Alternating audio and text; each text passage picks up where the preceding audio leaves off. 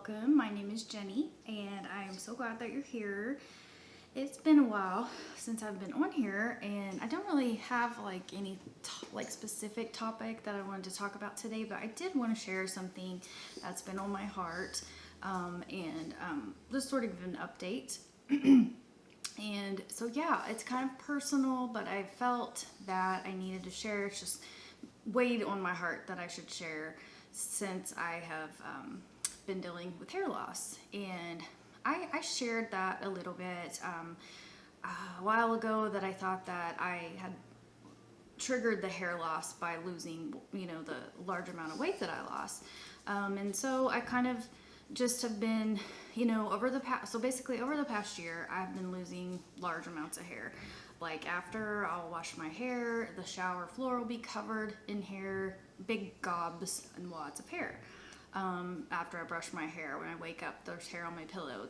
I'll find clumps of hair. It sounds gross, but throughout the house. And so, like I said, this has been going on for about the past year, and I, like I said, thought it was because of the weight loss. So I did start to add in, just different. I tried to go after any nutritional deficiencies that might be going on, like vitamin D and my, omegas, and I added collagen, started taking biotin, and I'll do a video on the different things that I've tried, but it didn't help when, even just because I knew I needed to give it time, at least 6 months, with the adding in all of the vitamins and the minerals and the whole foods, and really just taking care of my adrenals because of the stress that I assumed had triggered it. So I did all of those things,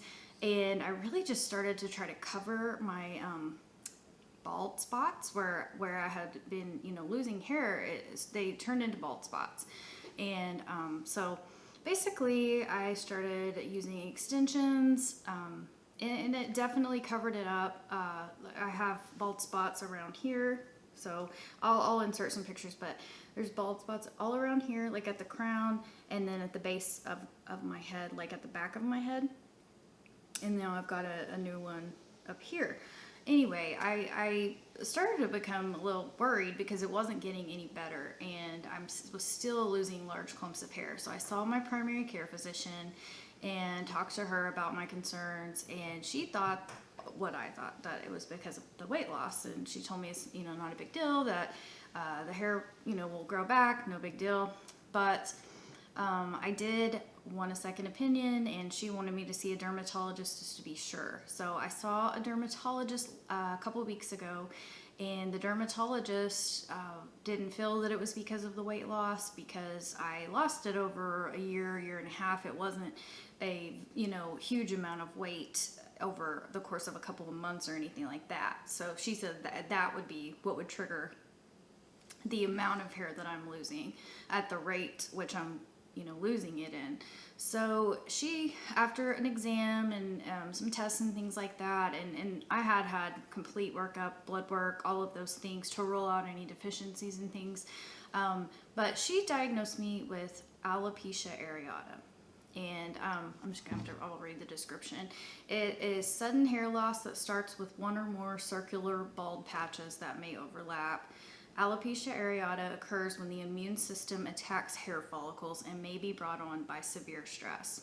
So I, even that, I thought, well, I haven't had any, major changes in stress.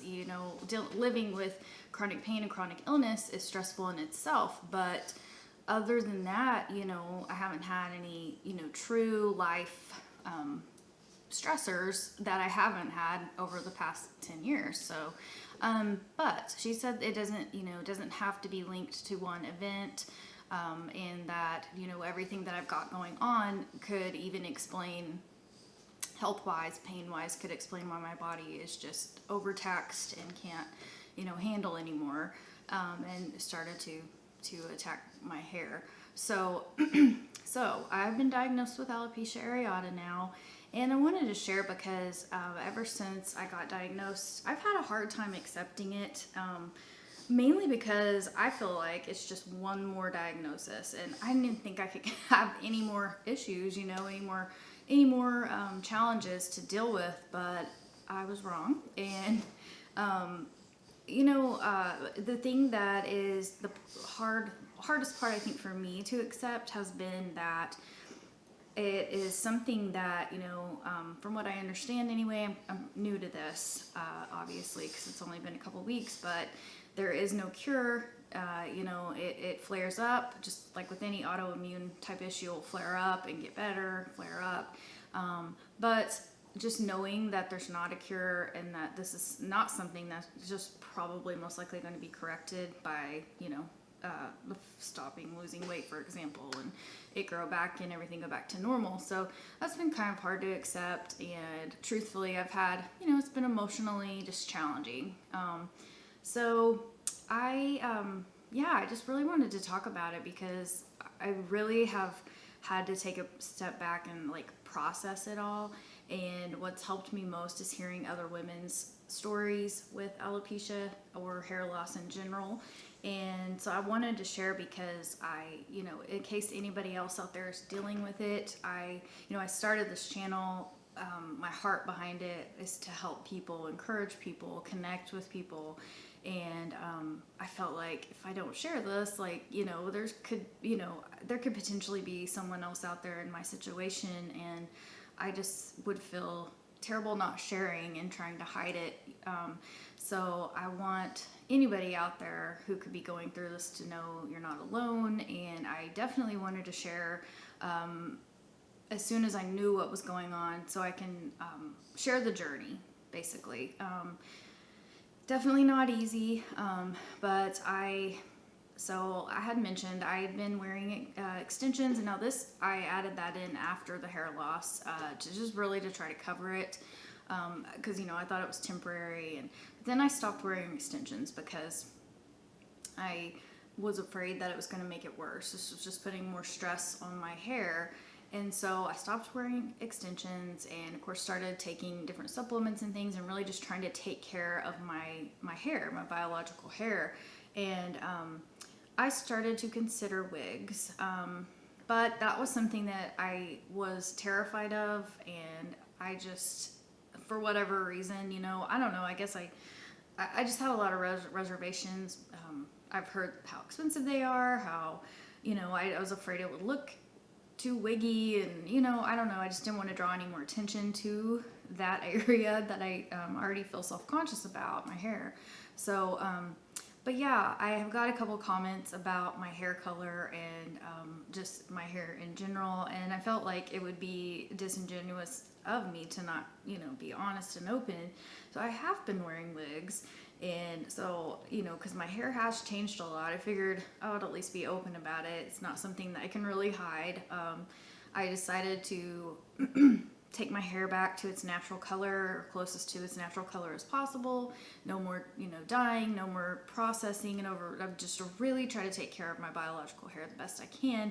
And for me, the best way I can do that and still have to wear, I don't wear wigs all the time. I have one on right now, and so I don't want to take it off and show you my spots just because I'm still learning how to get it secured and keep it on and things. But I am going to put some pictures of what my hair loss looks like, and so you can see that. But yeah, I don't know. I guess I just wanted to share because I don't want to hide it anymore, or try to hide it. I tried to hide it for some time with extensions, and even when I really have only been wearing a wig for like a month, but I tried so hard to hide it and make it look as natural as possible. It's just not, it's just, it's a wig, so it's just, I feel like it was kind of going to be fruitless trying to hide it for too long. So I just wanted to share in case you are someone that is new to hair loss, or you're dealing with hair loss, or whatever, and maybe even considering wigs, or even if you're not, it's such an individual or a personal choice. And like I said, I don't wear it all the time. I really only wear it if, like, it's, if I'm going somewhere, if I'm if I want to. I mean, it's really kind of more of like, it's just a fun thing at this point. I don't wear it around the house or anything like that. So, but yeah, I don't know. I guess I just wanted to share, and I would love to connect with anybody else that might be going through this. I joined a support group with women that are dealing with hair loss, and that's been helpful. But I want to connect with as many people as possible.